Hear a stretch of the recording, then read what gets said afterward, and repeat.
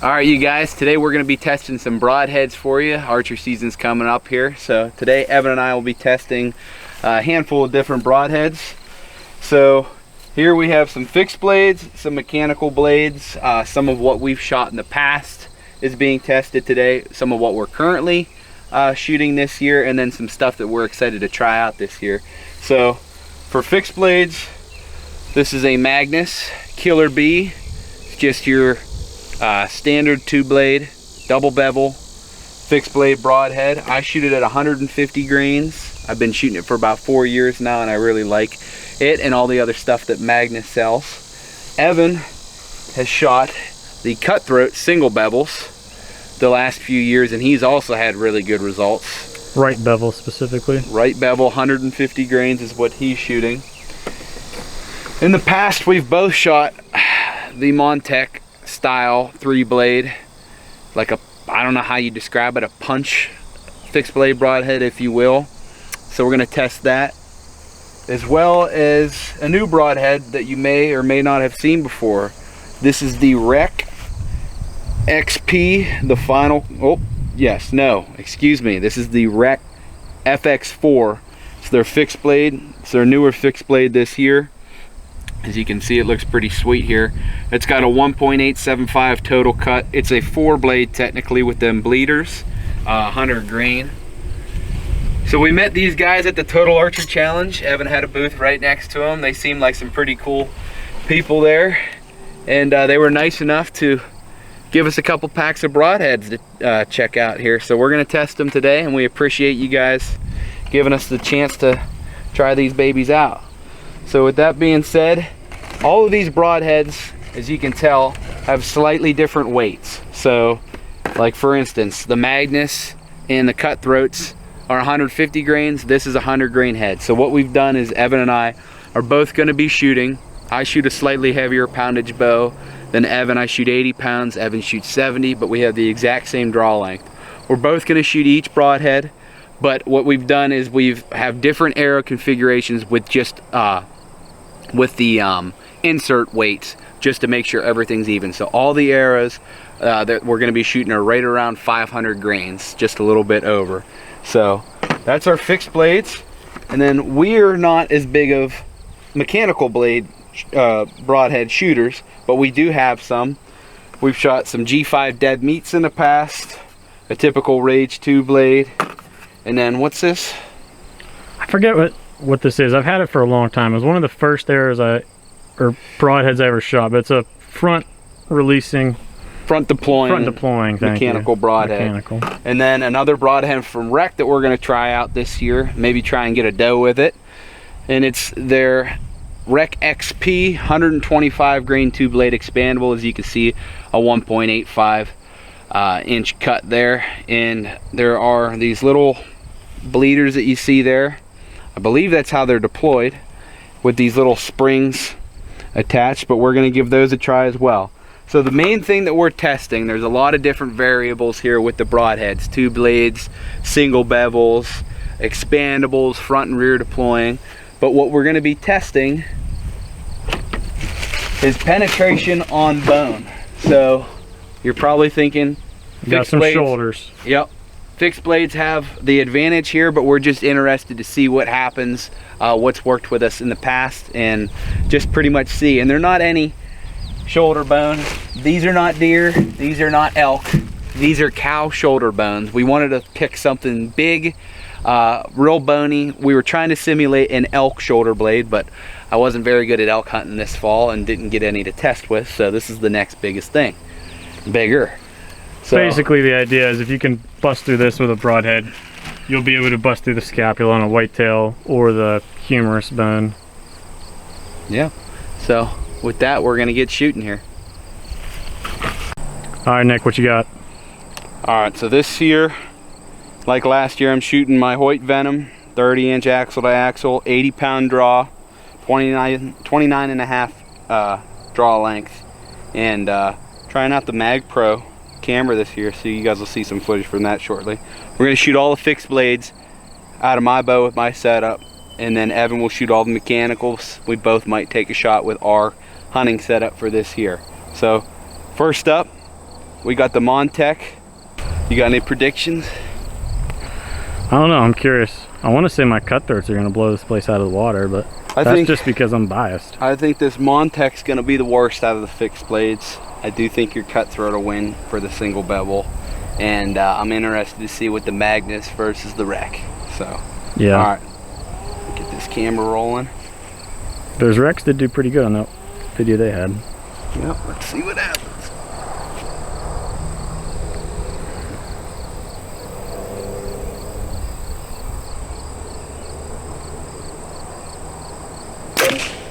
Oh gosh. That's kind of what I expected, not much penetration. I mean, it went through. Got it? What you shooting now? Alright, this is my hunting setup right here. This is a Magnus Killer B 150 grain.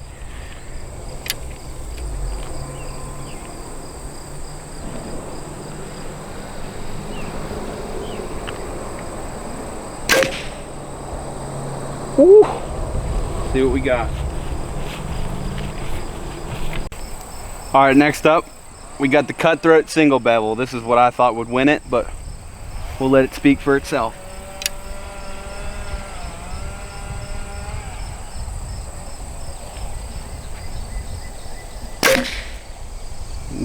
Sounded solid. Went through some bone. No, we didn't do. What? Turn that camera on. Nuts. Well, not gonna have much of.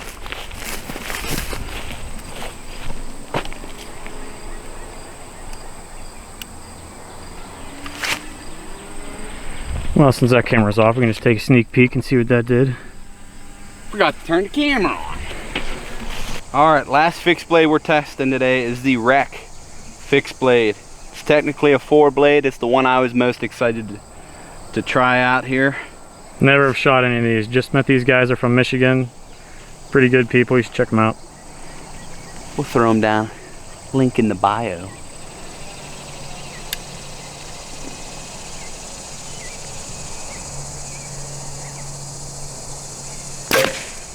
Ooh. That actually did pretty good. Sounded good. Not too far off from the cutthroat. I say it is not far off from the cutthroat as far as penetration goes, really, at all. Alright, so as you can see, the Cutthroat was the winner, followed by the Magnus Killer B, and then we had a tie between the G5 Montec and the Rec 4-blade fixed blade. Actually, all of them impressed me, but let's check out the durability of these things. So, surprisingly, the most beat up broadhead of them all was the most expensive, but also the most effective, and that was the Cutthroat single bevel.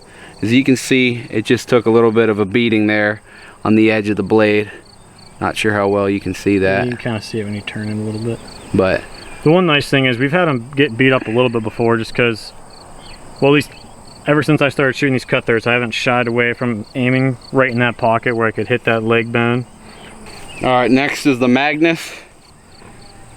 Doesn't look like there's any bends to the ferrule there. No dents or gashes in the blades. Zip that through another animal. I'm not gonna lie, I shot the same broadhead through my buck this year. The exact same broadhead. It's doing pretty well. The 3-blade Montec. Point might be a little bit dull. It's hard to tell. Just hard to see. Mushroomed a little bit over, not much. But all in all, ferrule still seems intact. You could probably sharpen that one up again and shoot it. Then finally the Rec, which was the one I was most skeptical on how it would perform in terms of durability, just because these blades are a little bit thinner, which they held up. I don't see any nicks, any dents or anything like that. The tip's almost perfect. Yep, the chisel tip is all intact like that, and I'd say sharpen that bad boy up, get it back in your quiver, and you could be shooting again. So that Rec really impressed me right there. So might have to at least try shooting a doe with it this year. Might not take my Magnus out of the quiver just yet, but might have to put one in there and zip a doe with it. So all in all, fixed blades, nothing crazy surprised us. We all thought they would be strong enough to go through. I think the biggest surprise were the Montec and the Rec. They both performed better than I thought they would, just because of how much surface area they had, with one being a 3-blade, one being a 4. Everything held up together. We will both be shooting fixed blades this year, so look for, this guy won't be in the quivers, but look for these 3 broadheads to be in our quivers, and we recommend all of them to you guys based on that performance right there and durability. As long as you tune your bow and get it hitting the target where you need to be, they all look like they're a reliable choice.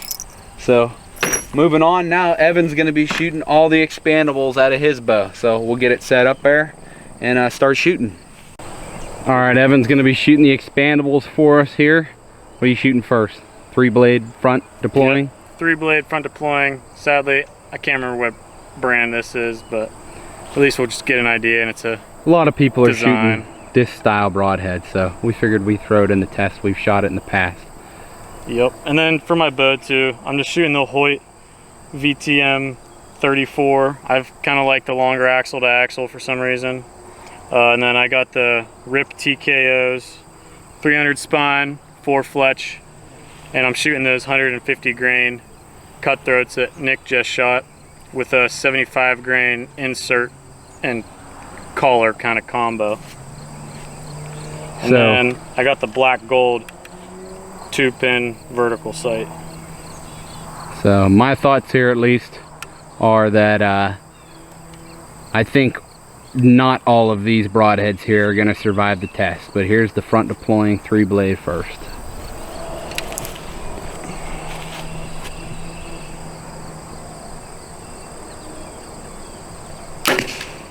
Okay, I think I heard a bunch of stuff come apart. I heard a lot of stuff. That should be interesting. Let's go get the other. All right, next up is the G5 Dead Meat 3-blade.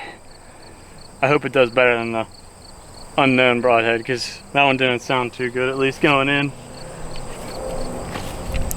If I did that in the woods, I would have been concerned.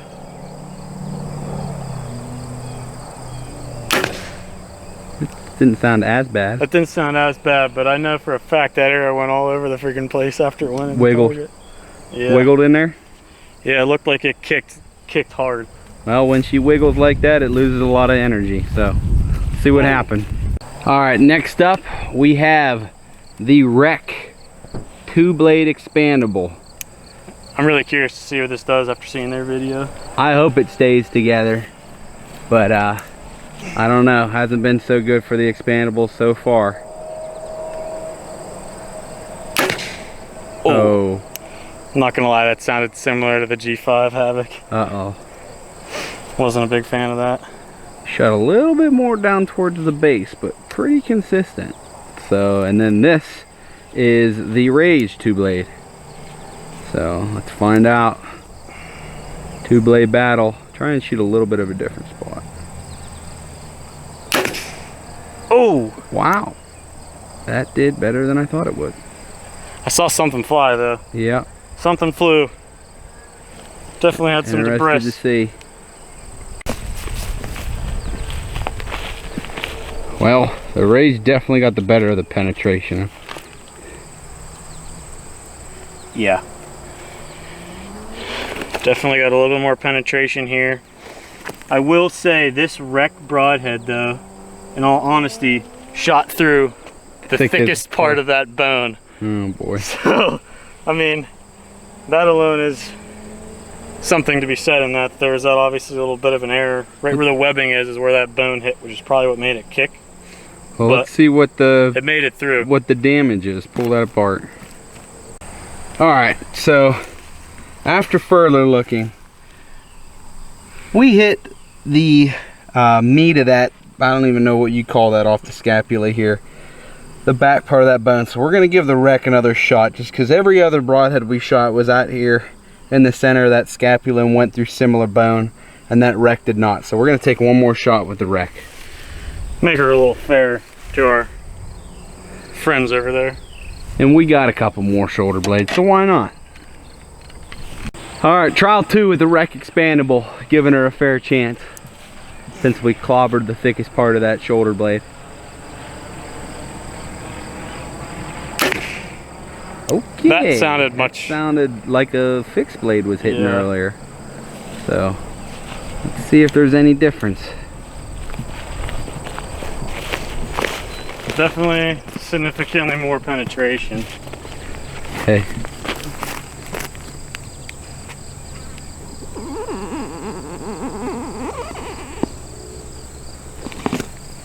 Ooh! Wow. All right. And that broadhead, that held up.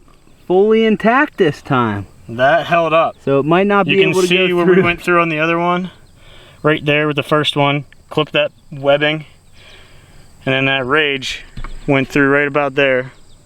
Pretty impressive there.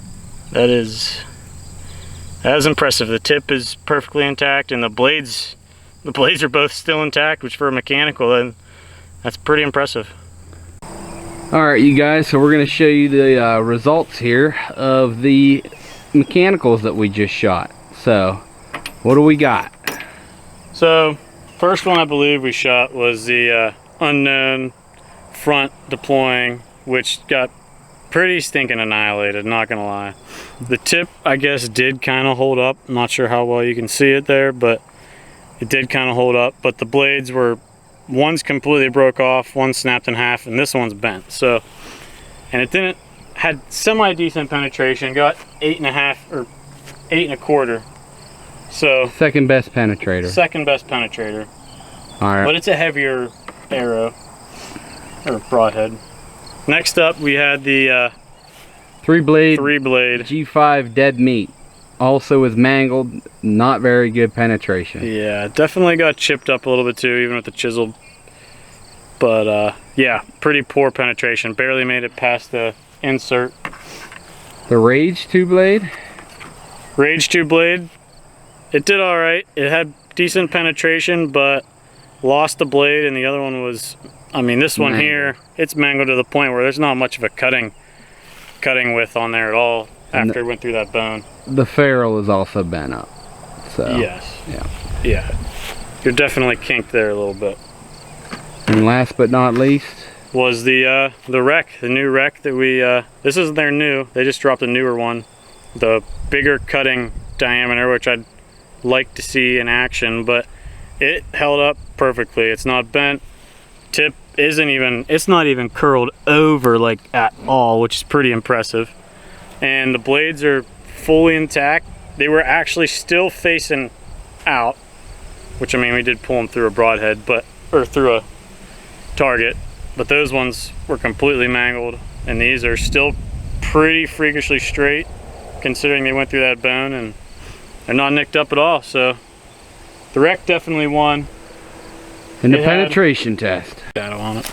Alright, as you can tell here, we got our mechanicals here, and the winner of our mechanicals on the penetration was the Rec 2 blade, one with the most penetration, and was also the most durable. So as you can see, fixed blade winner was the Cutthroat and the Rec 2 blade. So pretty impressive. Not too surprised that the fixed blades outlasted the expandables, but I was impressed by the fact that one of the expandables was able to blow through.